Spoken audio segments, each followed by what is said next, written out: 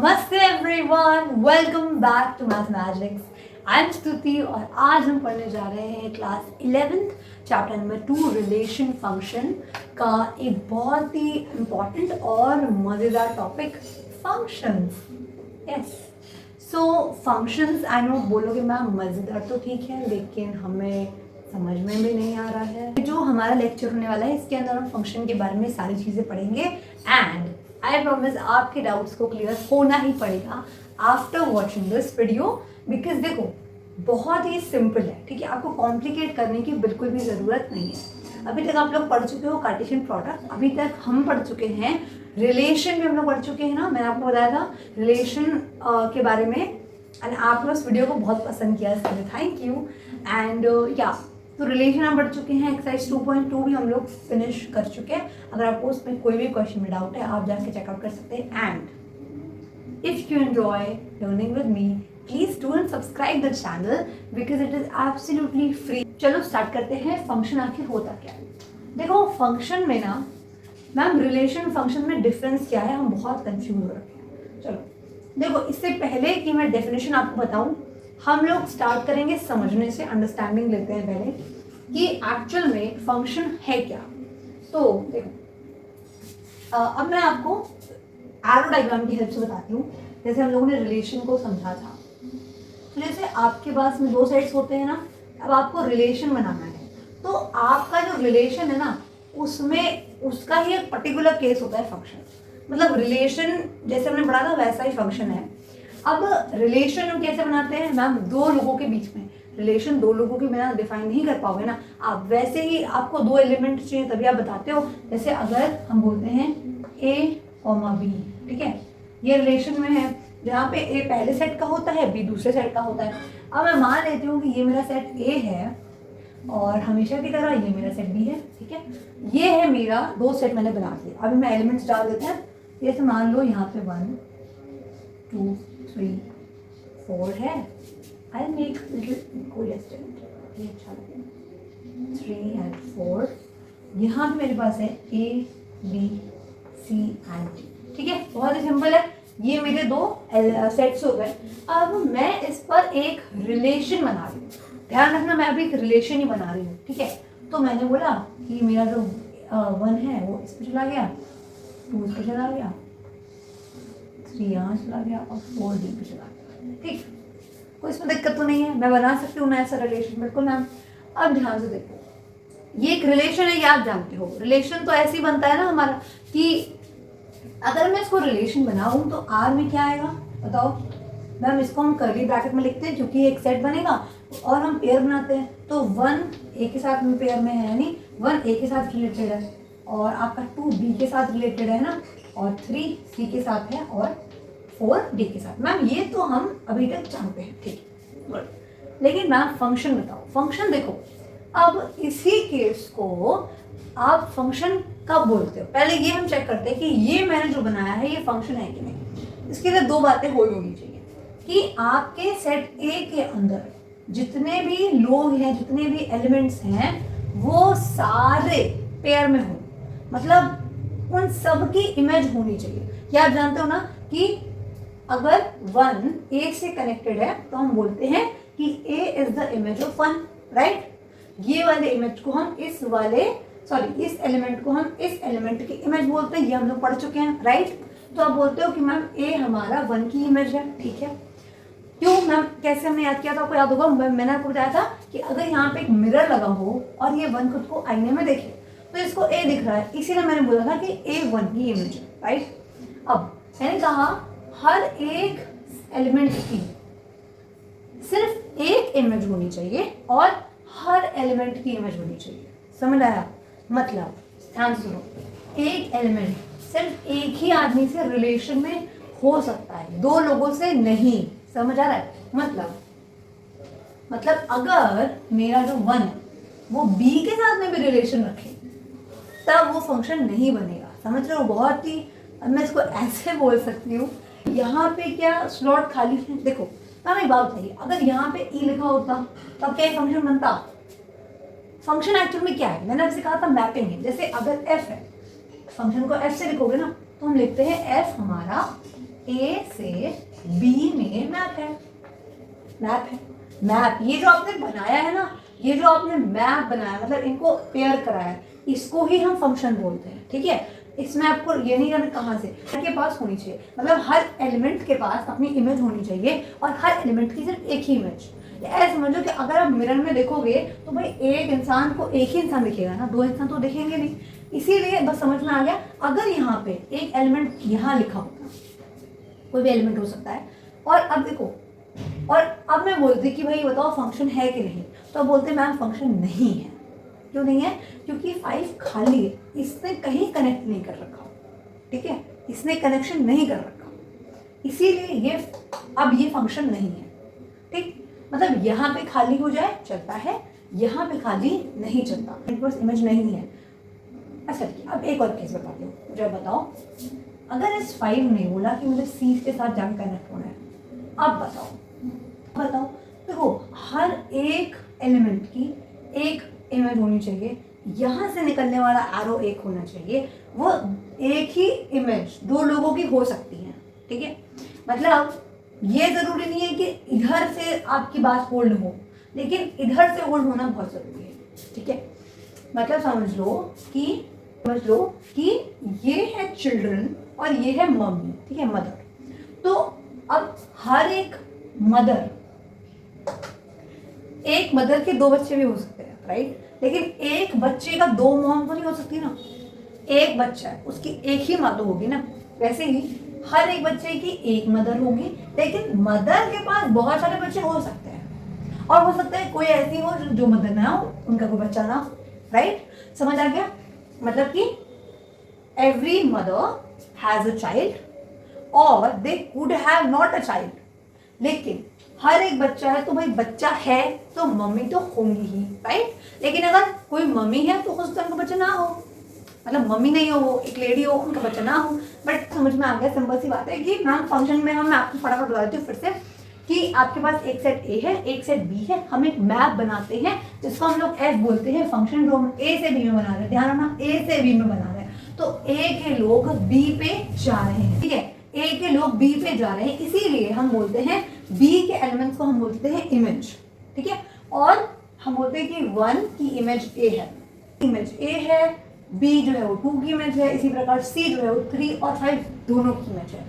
तो आप इधर पे आपको बिल्कुल फोकस नहीं करना। दिक्कत क्या होती है कि हम दोनों सेट्स पे ध्यान देते हैं, आपको दोनों सेट पे ध्यान नहीं देना, आपको सिर्फ अपने पहले पे ध्यान देना है, ये ध्यान देना है विच इज आपका डोमेन सेट भी जो होता है कि इसमें हर एक एलिमेंट के पास इमेज होनी चाहिए और हर एक एलिमेंट की सिर्फ एक ही इमेज होनी चाहिए। यहाँ पे कोई खाली छूट जाए कोई बात नहीं, 2 इमेज में 2 लोग कनेक्ट हो जाए कोई बात नहीं, समझ आ गया। पर अब हम देखेंगे कि फंक्शन की डेफिनेशन क्या है, ठीक है, मैंने आपको समझा दिया है, देख लेते हैं।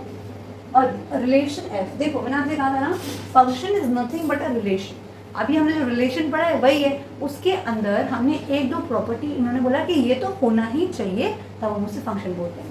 तो क्या लिखा है कि a function F sorry relation F from a set ए, एक सेट ए है टू सेट बी, हमने किया था वहाँ पे सेट ए से सेट बी में हमने एफ एक रिलेशन है, इस set to be a function, तो हम फंक्शन कब बोलते हैं if every element of set A has one and only one image in set B।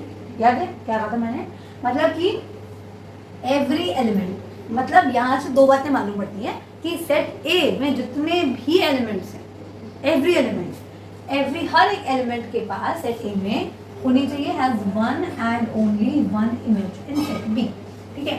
मतलब सेट A के अंदर जितने भी लोग हैं, पहली बात तो every element should have a image, her element की इमेज होनी चाहिए and have one and only one image, समझ आ गया। मतलब मैपिंग होनी ही है और भाई सिर्फ एक ही इमेज हो सकती है, 2 नहीं, ठीक है। If F is a function from A to B और ए कॉमा बी एफ पे जाते हैं तो हम बोलते हैं कि F A is equal to B. Ma'am इसका क्या मतलब हमको समझ नहीं आया, देखो मैं आपको जल्दी समझाती हूँ इसका क्या मतलब है। जैसे आपको समझना है that this is your set A, this is your set B, ठीक है, सेट A ये हो गया, सेट B ये हो गया, मान लो इसके पास A है, A है और C है, इसके पास में B है, D है और ठीक ये हो गया। अब मैंने बोला कि ए बी पे जाता है और सी जो है वो डी पे जाता है, ई खाली छोड़ दिया, ठीक है। अब ये फंक्शन तो बन ही रहा है। फंक्शन मैम क्यों बन रहा है? क्योंकि इस ए में कितने लोग हैं? 2 ही लोग हैं, ए और सी, और इन दोनों ने मैपिंग करी है, मतलब ए बी पे जाता है, सी डी पे जाता है, दोनों के पास इमेजेस हैं, यस मैम है, और दोनों के पास एक ही इमेज है। मतलब ये नहीं कि ए बोला कि मैं ई के पास चला जाऊंगा, नहीं, ए सिर्फ बी पे जाता है, मतलब पक्की वाली फ्रेंडशिप है। ए ने सिर्फ एक बंदे से फ्रेंडशिप कर रखी है, 2 लोगों से नहीं, ठीक है। तो ये हो गया। अब समझो कि ये हो गया, राइट। अब ये मेरा फंक्शन है, राइट। इसीलिए मैंने ये बोल सकती हूँ ना कि मेरा जो ए कॉमा बी है वो एफ में बिलोंग करता है। बोलो मैम ये हमने क्यों लिखा है? क्योंकि आपको याद है जब हम लोगों ने पढ़ा था रिलेशन, तो मैं आप बोलते थे कि आर है, और ध्यान से इधर देखो ना होता, जैसे आपने पढ़ा था ये आर, क्योंकि है तो ये रिलेशन ही, ठीक है।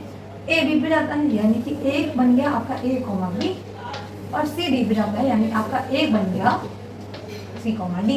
अब आपको याद है इनको हम क्या कहते थे? इनको हम कहते थे ऑर्डर्ड पेयर। याद आ गया? पेयर तो है ही है ना, और ऑर्डर्ड पेयर हमें नहीं कहते थे।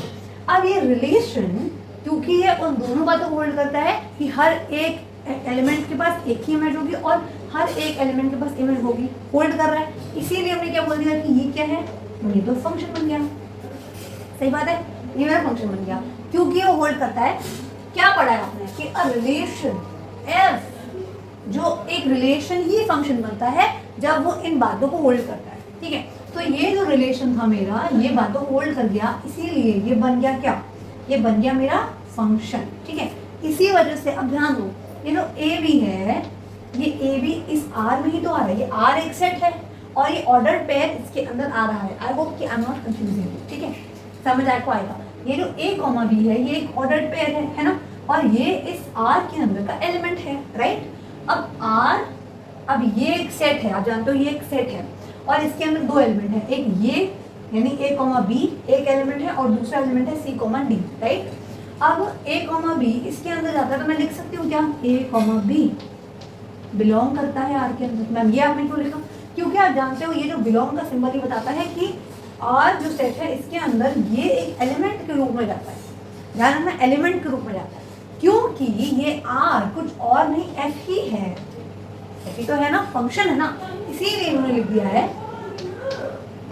ए कॉमा बी एफ में जाता है। That's it. ये तो लिखा है कि ए कॉमा बी आपका एफ में जाता है, ठीक है, वेरी गुड। तो अब ध्यान से सुनना, क्योंकि ए कॉमा बी एफ में जाता है तो ठीक है, ये बात तो समझ गए।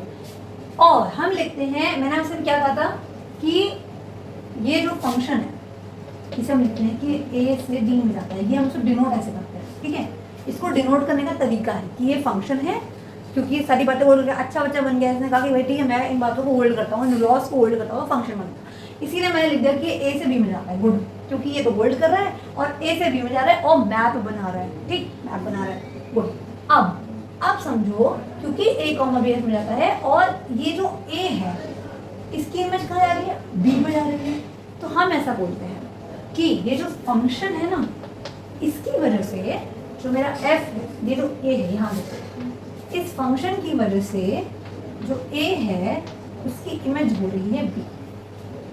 ये फंक्शन तो भेज रहा है, इस फंक्शन ने बोला कि तुम ए बी पे चले जाओ, सी डी पे चले जाओ, तो इस फंक्शन की वजह से, इसीलिए आप फंक्शन लिखा है कि फंक्शन ए की इमेज को ए को बी पे भेजता है और फंक्शन सी को डी पे भेजता है। समझ आ गया? तो ये ए क्यों लिखा मैम? ये एफ कहाँ से आया मैम? ये एफ इसलिए आया क्योंकि ये मैप बना रहे हो, इस फंक्शन के थ्रू ही तो मैप बना रहे हो। अब ये कैसे हो रहा है वो आगे एग्जाम्पल में आपको समझ अच्छे से आएगा। तो ये फंक्शन ए को बी पे डालता है, सी को डी पे डालता है, मतलब ए की इमेज बी हो गई, किसकी वजह से हुई? एफ की वजह से, और सी की इमेज डी हो गई एफ की वजह से। आई होप कि आपको समझ आ गया होगा। अब यहाँ क्या लिखा है? The function F from A to B is described as, मतलब इसको डिनोट कैसे करते हैं? तो हम फंक्शनों को कैसे डिनोट करते हैं?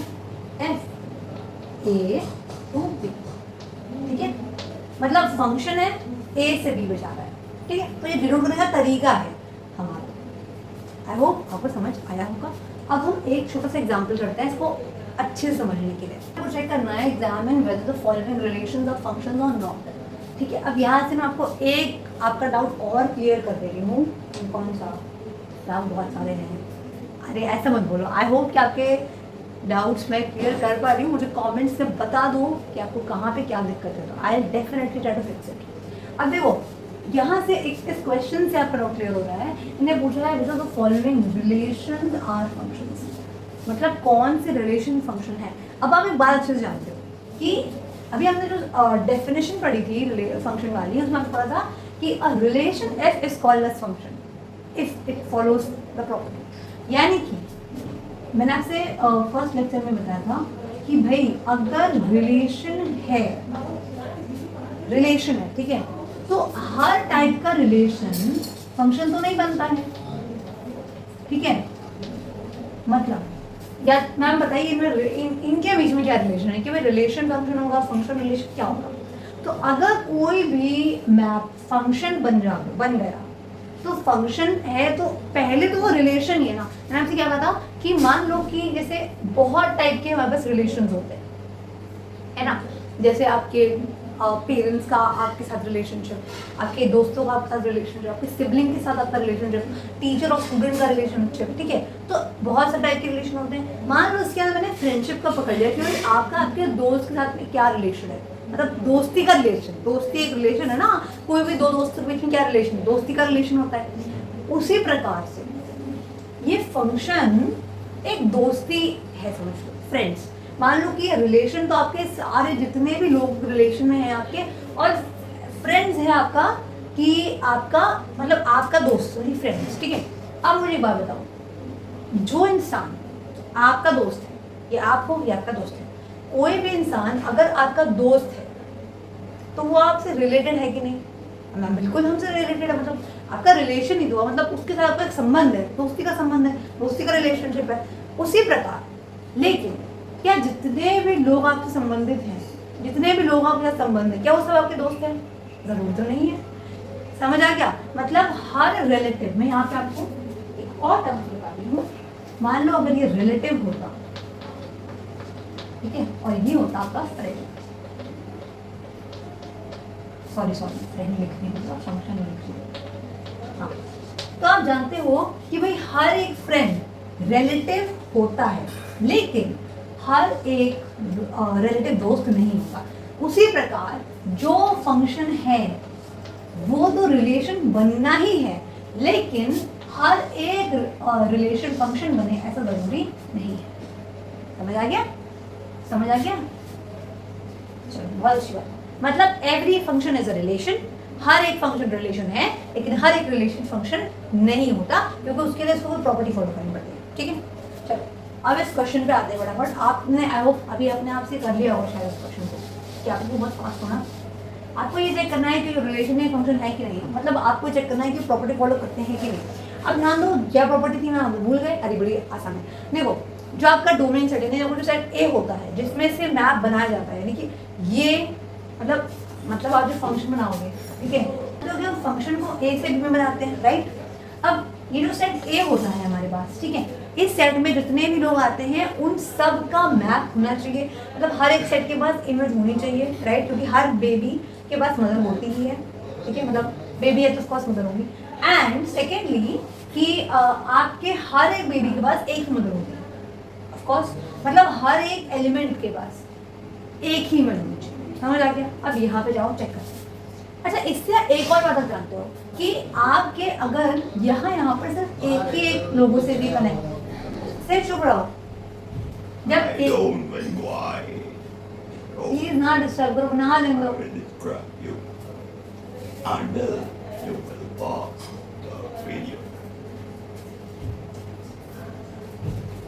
अब देखो अगर ये इधर वाले सेट के लोग सिर्फ इधर वाले सेट से सिर्फ एक ही बार रिलेटेड है, मतलब एक ही मैप बना रहे हैं, यानी कि जब आप उसको पेयर में लिखोगे ना तो यहाँ पर एक एलिमेंट सिर्फ एक बार लिखा होना चाहिए, ऑफ कोर्स। तो अब यहाँ देखो 2 1 के साथ रिलेटेड है, 3 1 के साथ रिलेटेड है और 4 1 के साथ रिलेटेड है। मैम ये तो दिक्कत हो गई। क्या दिक्कत हो गई? अब मैम बोलोगे आप मैम यहाँ पर तो सारे 1 के साथ रिलेटेड है, तो ये कहाँ से फंक्शन बन जाएगा? ध्यान दो, मैंने क्या कहा था कि आपके डोमेन में, यानी आपके जो आपका जो सेट ए है वहां पर मैपिंग एक तरफ से होनी चाहिए, यहाँ पर फर्क नहीं पड़ता। आपको सेट बी से मतलब ही कुछ नहीं है, सेट ए से मतलब है, ठीक है। अब चलो मैं आपको जरा इसको एरो डायग्राम से बताती हूँ फटाफट से। ये आपके पास है, ठीक है, क्या दिया है 2 3 4, तो यहाँ मान लो आपको 2 3 4 है और यहाँ पे आपको 1 दे रखा है, ठीक, समझ आ गया। अब इन्होंने बोला है कि 2 1 के साथ रिलेटेड है, मतलब 2 1 से जुड़ गया, 3 1 से जुड़ा है तो 3 भी 1 से जुड़ गया और 4 भी 1 से जुड़ गया। अब यहाँ पर क्या हो रहा है, आपको किससे मतलब है, मैम ए से मतलब है, ये ए है और ये बी है, क्योंकि आप जानते हो पहला वाला एलिमेंट पहले सेट का होता है और दूसरा एलिमेंट दूसरे सेट का। ये पढ़ के आओ ना कार्टेशियन प्रोडक्ट में कि जब ऑर्डर्ड पेयर लिखते हो तो जो पहला एलिमेंट होता है वो पहले सेट का होता है और दूसरा एलिमेंट दूसरे सेट का होता है। तो यहाँ पर आप देख पा रहे हो कि जो हमारा पहला सेट है उसके अंदर 3 एलिमेंट है, 2 2 3 और 4, इसमें हर एक एलिमेंट जुड़ा हुआ है, राइट, जुड़ा हुआ है, एंड हर एक एलिमेंट की सिर्फ एक ही इमेज है। बोल के मैम नहीं तो कहाँ है, तीनों तो एक में जा रहे हैं, नहीं, यहाँ से सिर्फ एक तीर निकलना चाहिए, मतलब एक ही आर होना चाहिए। अगर मान लो यहाँ 2 लिखा होता और ये बोलता मैं इसमें जा रहा हूँ, तब ये रॉन्ग हो जाता। पर क्या हो रहा है कि हर एक एलिमेंट की सिर्फ एक ही इमेज है, इस वजह से आपका ये फंक्शन बन जाएगा, ठीक है। अगले पे आते हैं। अब यहाँ जान दो, मैंने कहा 2 2 3 4, ठीक है।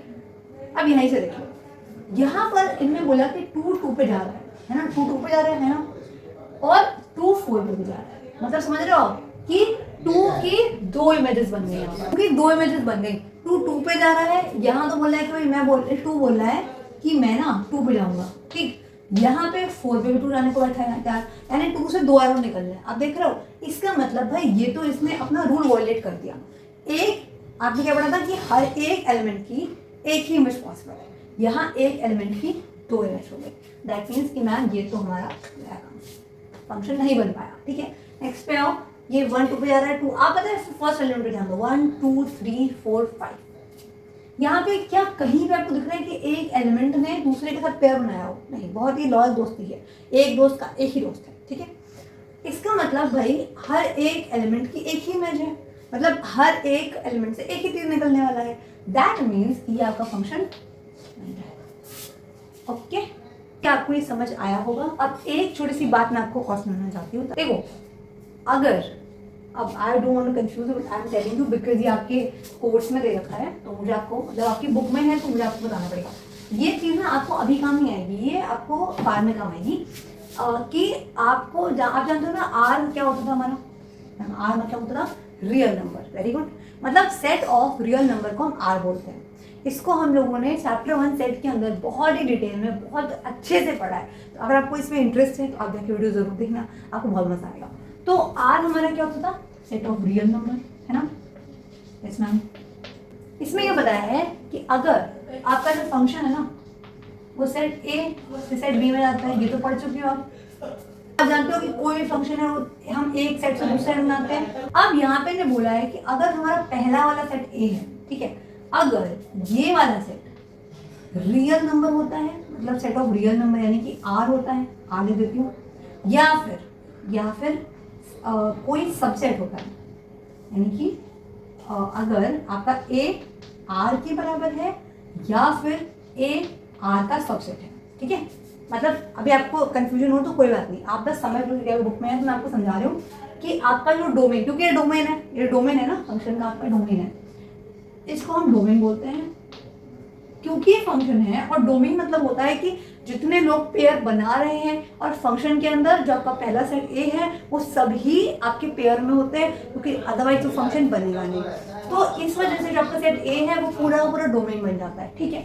अब यहाँ पर अगर आपका जो सेट ए है अगर वो आर के इक्वल है, यानी कि रियल नंबर के बराबर है, या फिर वो अगर आर का सबसेट है, यानी कोई भी हो सकता है, जनरली होता ही है, ठीक है। मतलब अभी आप जो भी पढ़ोगे क्लास 11 12 आगे भी, तो वो मोस्टली यही होता है, ठीक है। तो उसे हम बोलते हैं रियल फंक्शन, ठीक है।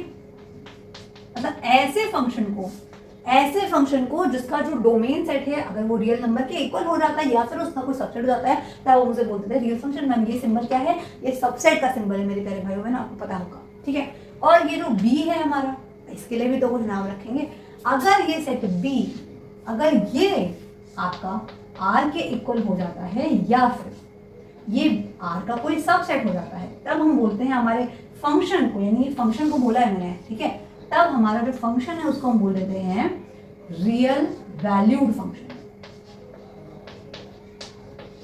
अब इसका क्या रीजन है वो समझ लो थोड़ा सा। रियल इसलिए बोला रियल फंक्शन क्योंकि रियल डोमेन है, और रियल ये आर आपका क्या है, कुछ और नहीं, रियल नंबर ही तो है ना, इसीलिए जब डोमेन आपका आर या आर का सबसे पहले तो बोल देते हैं रियल फंक्शन, क्योंकि जितने भी डोमेन में लोग हैं वो सारे रियल नंबर ही होंगे ऑफकोर्स, क्योंकि या तो रियल नंबर है या तो उसका कोई सबसेट। ठीक, अगर वो उसका जो रेंज है, ये रेंज सेट होता है या कोडोमेन होता है, रेंज सेट होता है, अगर ये आपका हो जाता है आर या आर का सबसेट, तो आप बोलते रियल वैल्यूड। क्यों? क्योंकि आपका जो फंक्शन है आपके पहले वाले से जब ये इमेज बनाता है, बी पे बनाता है, मतलब अगर एक इमेज बी है तो मेरे ऐसे लिखते हैं, तो ये एक रियल नंबर आएगा ना, इसीलिए ये वैल्यू है इसकी, इसीलिए बन जाता है real valued function. I hope कि आपका सबसे समझ में आया हो। देखो, अगर आपको ये वाली चीज समझ में नहीं भी आई तो भी कोई दिक्कत नहीं, क्योंकि अभी इस वक्त आपको उसका कोई काम ज़्यादा है नहीं। मेन है फंक्शन, आपको आया हो, समझ आया होगा। अगले वीडियो में हम समझेंगे अलग अलग प्रकार के फंक्शंस, जैसे आइडेंटिटी फंक्शन, कांस्टेंट फंक्शन वगैरह बहुत बड़े बड़े होते हैं, वो पढ़ेंगे डिटेल में ग्राफ के साथ में, तो उसमें आपको मज़ा आएगा। ठीक है, और थैंक यू फॉर वॉचिंग। अगर आपको अगर आपको नहीं पढ़िए होना, सब्सक्राइब करके जाना ताकि आपसे अगली वीडियो मिस आउट ना हो, वरना वीडियो गायब हो जाएगी, आपको मिलेगी नहीं। And yeah, take care. I'll meet you with the next video very soon. Do subscribe and keep learning.